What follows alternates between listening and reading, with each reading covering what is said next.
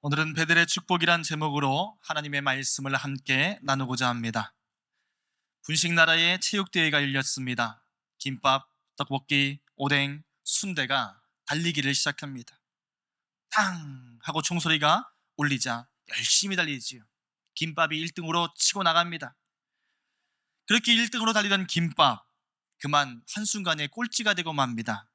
힘을 너무 줬는지 결정적인 순간에 김밥 옆구리가 툭 하고 터진 것이지요. 김밥이 속이 상했습니다. 재료들을 다 모았습니다. 야, 오후에도 달리기가 있는데 그때는 옆구리 터져도 무조건 달리는 거다. 그렇게 의기투합을 했지요. 오후에 달리기 시간이 되어서 또 김밥, 떡볶이, 오뎅, 순대가 달리기를 합니다. 땅 하고 총소리가 울리지요. 열심히 달립니다. 1등으로 순식간에 치고 나옵니다. 역시나 옆구리가 터지지요. 그래도 끝까지 달렸습니다. 그런데 그만 꼴찌를 하고 말았던 것이지요. 어떻게 된가 알고 봤더니 김이 마침 양반김이라 저만치 느적느적 혼자 걸어오고 있었습니다. 우리가 잘 아는 옛날 유머이지요. 지금 살아가는 시대 빼놓을 수 없는 트렌드라고 한다면 바로 경쟁일 것입니다. 말 그대로 김밥 옆구리 터지듯이 박 터지게 인생을 살아나가는 것이 우리가 살아가는 삶의 모습입니다. 그러니 이 경쟁이란 말만큼 스트레스를 주는 것도 없지요. 이런 경쟁의 시대를 살아간 우리에게 말도 많고 탈도 많은 것은 지극히 당연한 것 같습니다. 그래서일까요? 사람들이 세상살이에 지친 마음 쉼을 얻고자 산으로 바다로 떠납니다. 그런데 쉬는 것도 경쟁입니다. 좋은 숙소, 좋은 뷰, 맛집, 좋은 커피집은 다 서로 먼저 가겠다고 바글바글합니다. 좀 좋다는 곳만 있으면 먼저 누려보려고 다 애를 쓰고 있는 것이지요. 어떤 사람은 간혹 여유 있는 삶이 좋아서 귀촌, 귀여를 선택합니다. 거기에는 경쟁이 없겠지 싶지만 그 삶도 들여다보면 다 경쟁입니다. 잡초랑 싸웁니다. 벌레랑 싸웁니다. 바닷가에서 낙지 한 마리 잡겠다고 해맑게 바닷가 돌밭을 뒤지는 사이 낙지는 죽지 않겠다고 돌밭 사이로 여기저기 숨어 다니는 것이지요. 여전히 생존 경쟁입니다. 여러분, 과연 경쟁 없는 그런 삶이 있기나 할까요? 생존 자체가 경쟁이지요. 그저 더 치열하게 사느냐, 덜 치열하게 사느냐, 그 차이만 있을 뿐입니다. 그러니 이 경쟁 사회 회복이 필요합니다. 치유가 필요합니다. 하나님께서는 이 지친 우리의 삶에 찾아오셔서 하나님의 회복과 치유를 선포하신 것이지요. 그것이 바로 베델의 축복입니다. 오늘 이 시간 주의 말씀 안에서 베델의 하나님을 만나시고 회복과 치유를 경험하시기를 소망합니다. 오늘 말씀에 등장하는 주인공은 야곱이라는 사람입니다. 야곱은 공교롭게도 경쟁 사회를 살아가는 우리의 모습을 보여준 것 같습니다. 그 이름 자체가 붙들다라는 이름을 갖고 있지요. 야곱은 날 때부터 치열한 경쟁 속에서 태어났습니다. 에서와 야곱은 쌍둥이지요.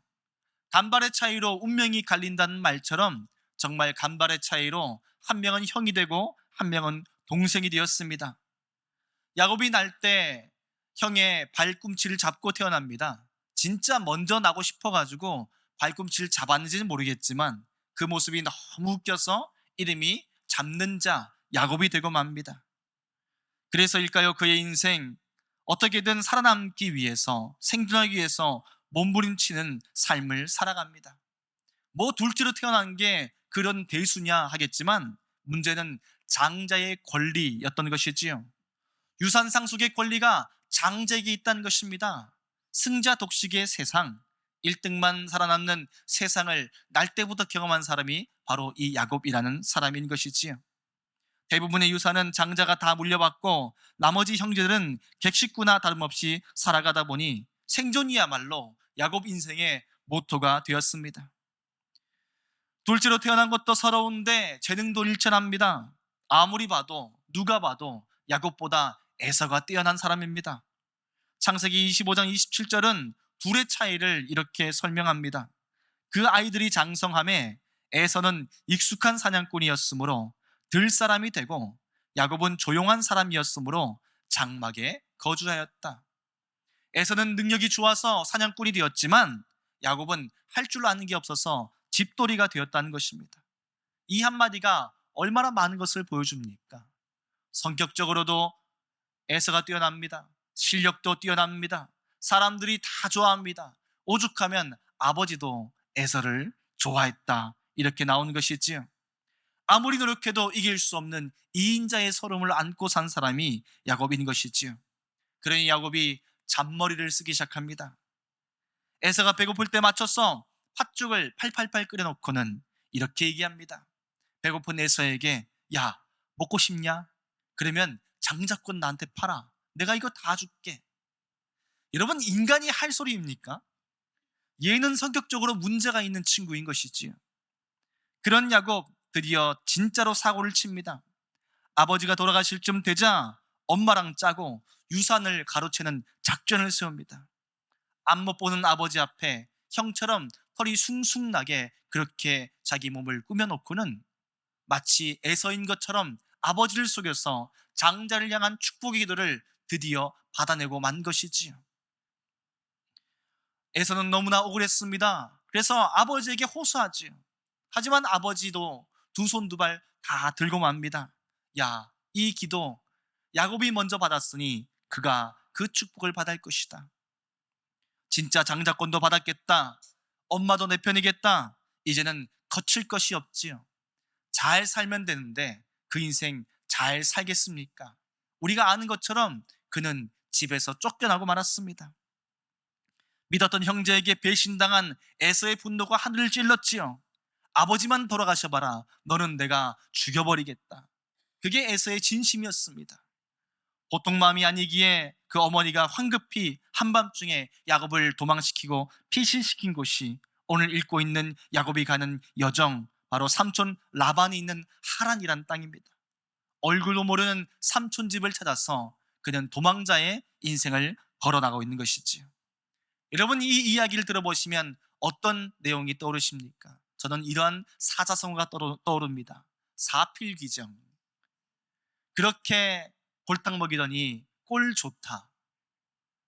여러분, 그런데 이 사필귀정처럼 진짜 고소하다고 손가락질 받아야 될 그 인생에 하나님이 찾아왔다. 이것이 베델의 이야기입니다.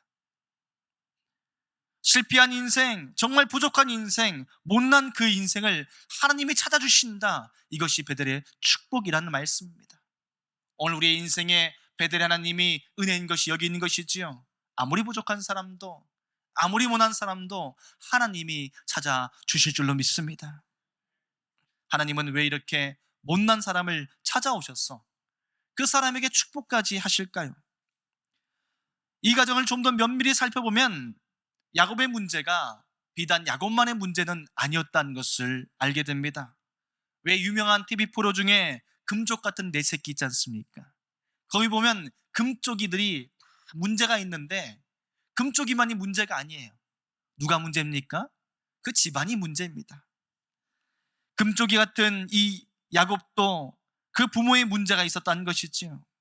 어떤 문제입니까? 믿음의 유산이 깨어진 가정이라는 것입니다. 여러분, 이 가정이 어떤 가정입니까? 아브라함의 아들 이삭의 가정입니다. 믿음이 3대를 이어오고 있는 가정이라는 것입니다. 믿음 없는 가정에야 서로 형제가 싸우고 자녀들이 싸우는 것들 좀 이해가 될 법합니다만, 믿음의 3대인 가정에 이런 자녀들이 태어났다는 것입니다. 여러분, 이게 정상적인 모습이겠습니까?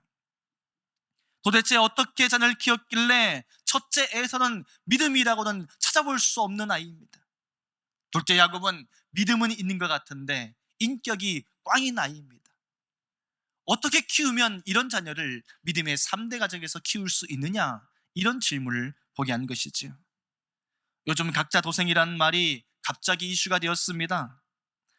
인근 분단 지역에서 흉기 난동 사건이 벌어진 이후에 전국적으로 난동 계고가 있어서 국민들의 불안이 커진 상황이지요. 그 상황에 한 경찰관이 각자 도생하라는 그런 글을 씁니다.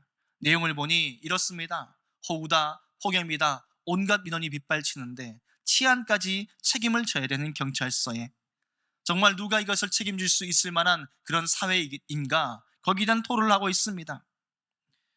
범죄자 인권을 지키다가 죽어나가는 경찰 공무원의 이야기들이 실려 있지요. 낯들고 덤비는 사람에게 총을 쏴서 제압을 했더니 형사사건은 무죄가 났는데 민사소송으로 범죄자에게 거액의 배상을 해야 하는 현실이라는 것입니다. 공권력의 정당한 행사를 보장받지 못하는 사회이다 보니 그 시스템 속에서 내린 결론은 결국 각자 도생이더라는 것이지요. 안전 시스템이 제대로 작동하지 않으니 스스로 살 길을 찾을 수밖에 없더라는 것입니다. 야곱의 가정, 신앙의 시스템이 고장나고 말았다는 것이지요. 부모에게 물려받아야 할 신앙, 물려받아야 할 인격, 가정에 대한 모든 교훈들이 다 산산이 박살나버린 가정이었다는 것입니다. 그러니 결국 에서는 에서대로 살고 야곱은 야곱대로 살아갑니다. 아버지의 믿음이 자녀에게 전해지지 않습니다. 그러니 어떻게 살아가야 되겠습니까? 각자 도생하는 삶밖에 되지 않는 것이지요. 자녀는 부모의 영향력 아래에서 자라나기 마련 아닙니까? 저도 아버님이 건축 일을 하셨습니다. 그러니 자연스럽게 어릴 때 톱, 망치, 못 이런 거 가지고 놀았습니다. 장난감 내가 만들어서 써야지 하고 나무 토막 잘라다가 칼도 만들고 총도 만들었지. 가끔 못질하다가 못을 때려야 되는데 제 손가락을 때려가지고 피멍 든 적도 많이 있습니다. 자연스럽게 부모의 영향력을 물려받는 것이 자녀라는 것이지요. 여러분, 이 가정은 마치 이런 가정 아니겠습니까? 중국집을 하는 자녀가 부모에게 탕수육은커녕 짜장면도 못 얻어먹고 산다면 이 가정이 멀쩡하겠냐는 것입니다. 이 가정에는 믿음의 영향력이 흘러야 됩니다. 믿음의 3대나 되는 가정인데 그 믿음의 역사가 흐르지 못했다는 것이지요. 신앙의 부모 아래 큰 이 자녀들이 사실은 하나님을 만나지 못하고 그렇게 안타깝게 컸다는 말입니다. 믿음의 유산이 없습니다. 신앙의 간증도 없습니다. 말씀의 능력이 나타나지 않으니 결국에는 이 가정, 세상 가정과 다를 바가 하나 없더라. 그것을 발견하게 된 것이지요. 그러니 하나님께서 이 못난 자녀들도 은혜로 여기신 것입니다. 긍휼히 여겨 주신 것이지요. 그런데 이 자녀 중에 누구를 믿음의 자녀로 키울까 바라봤더니 에서는 능력이 많습니다. 하지만 믿음이 없어요. 그러니 쓸 수가 없더라는 것입니다. 아무리 똑똑하고 실력 좋고 인격 좋고 사회에서 인정받아도 믿음 없으면 하나님이 쓸 수가 없습니다. 그런데 믿음은 미천하지만 이 박살난 인생, 부족한 야곱을 하나님 찾아오셔서 그를 만나주는 사건, 그것이 바로 베델의 하나님의 축복의 사건인 것이지요. 이 가정이 왜 이렇게 되었는가? 여러분, 말씀이 없으면 가정이 이렇게 될 수밖에 없습니다. 물론 이 시대에는 아직 율법이 선포되지 못한 시대입니다. 그러니 어떻게 하나님의 말씀들을 체계적으로 가르칠 수 있을까요? 그럴지라도 그가 만난 하나님을 전할 수 있지 않습니까? 그럴지라도 예배하는 삶은 가르칠 수 있지 않습니까? 적어도 기도하는 모습만큼은 자녀에게 물려줄 수 있지 않겠습니까? 그런데 그런 신앙의 모습들을 물려주지 못했다는 것입니다. 이삭의 신앙은 그저 자기 신앙으로 그쳤다는 것이지요. 오늘 우리 이 시대에 자녀를 말씀으로 키운 것이 축복인 줄로 믿습니다.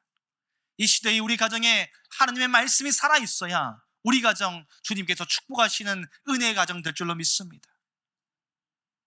오늘 그 가정이 말씀이 없을 때에 그때 이루어질 수 있는 우리가 붙들어야 될 그런 축복이 있다면 바로 이 베들의 축복이라는 것이죠.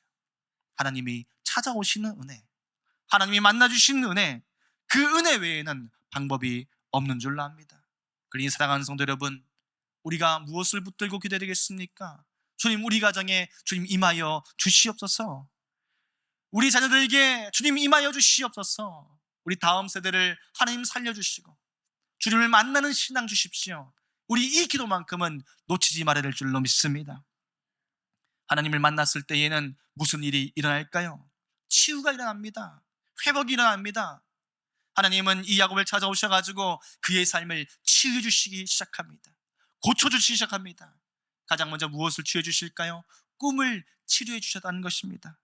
10절부터 나오는 말씀의 내용을 보면 그가 야곱이 브엘세바에서 떠나 하란으로 향하여 가더니 한 곳에 이르러서 해가 진지라. 거기 유숙하려고 돌을 가져다가 베개로 삼고 누웠는데 꿈에 본즉 사다리가 땅 위에 있는데 그 꼭대기가 하늘에 닿았고, 또 본즉 하나님의 사자들이 그 위에 서 있었고, 또 본즉 여호와께서 그 위에 서서 이르시되 나는 여호와니 너의 조부 아브라함의 하나님이요 이삭의 하나님이라.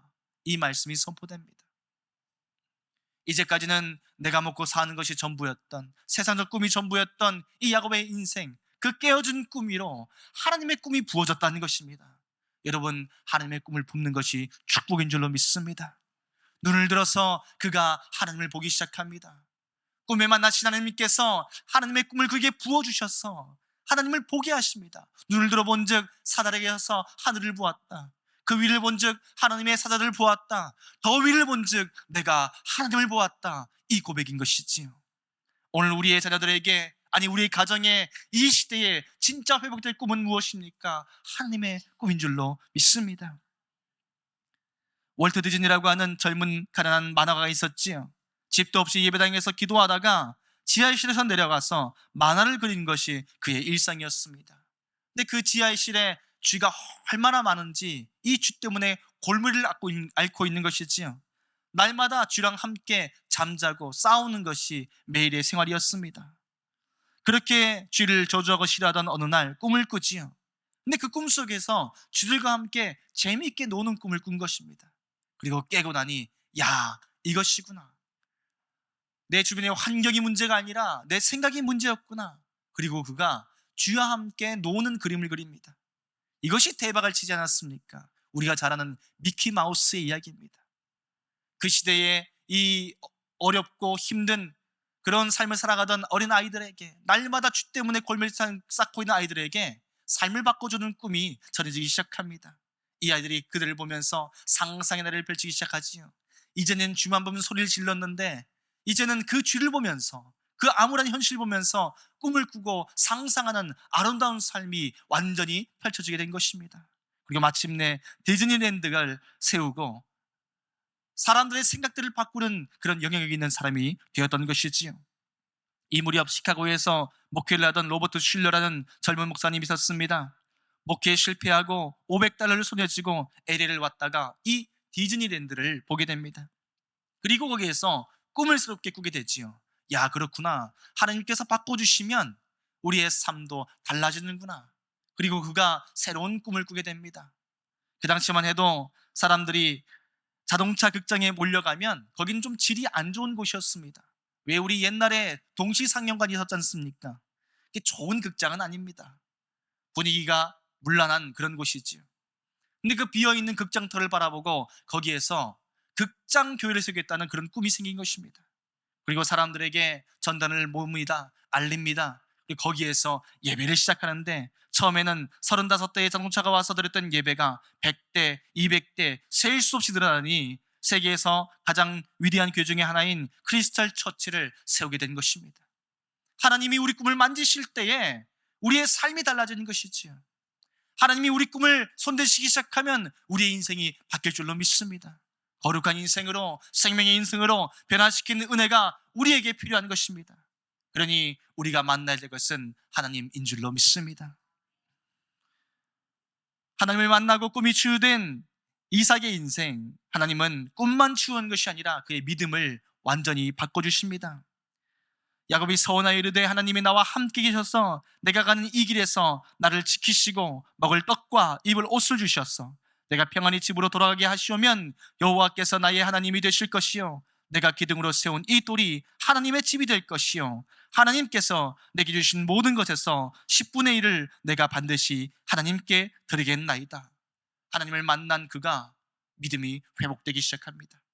그리고 하나님, 내가 이제 주를 위해 살겠습니다. 하나님의 인도하심을 믿고 살겠습니다. 내 인생 주님께서 인도하십니다. 이 선포로 살아가기를 결단했다는 말입니다. 이전까지는 자신의 힘을 의지하며 살던 그가 이제는 정말 하나님을 신뢰하며 살게 됩니다.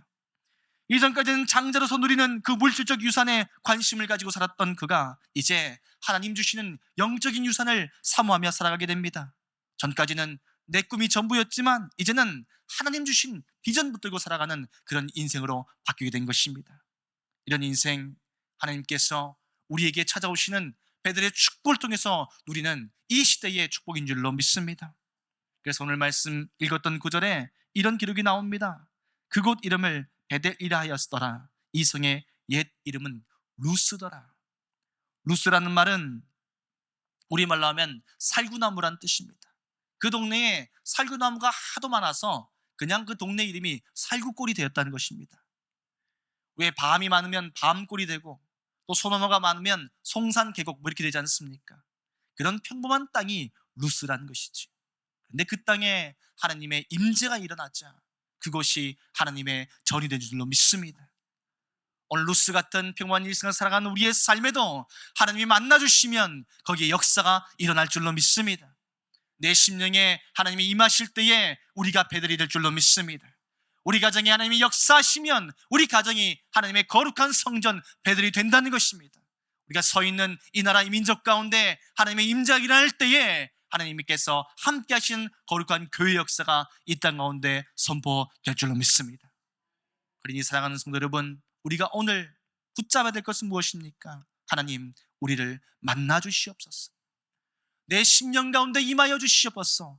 바로 이곳이 하나님의 전이요, 이곳이 하나님 집이구나. 이 고백은 우리 모두를 향한 하나님의 축복의 선포인 줄로 믿습니다. 오늘 그러니 사랑하는 성도 여러분, 우리가 이 선포를 붙들고 살아가십시다. 하나님, 내 심령 가운데 임하여 주시옵소서. 우리가 주의 것임을 선포하며 살게 하여 주옵소서. 우리가 고백할 때에 하나님 우리를 이 시간 만나 주실 것입니다. 우리의 다음 세대에게 진짜 필요한 것은 하나님과의 만남인 것이지요. 그 만남이 임할 때에 이 자녀 주의 자녀될 줄로 믿습니다. 이 나라에 필요한 것도 하나님의 임재 아니겠습니까? 주님 찾아오시고 역사하시면 이 나라가 주의 것 될 줄로 믿습니다. 이 거룩한 소망으로 살아갈 때에 하나님의 치유가 우리 온 심령을 덮고 우리의 삶을 덮고 이 땅을 아름답게 변화시켜 주실 것입니다. 우리 소망 가지고 함께 기도하고 주님의 거룩한 임재를 만나는 거룩한 주님의 공동체 되시기를 주의 이름으로 간절히 축복합니다.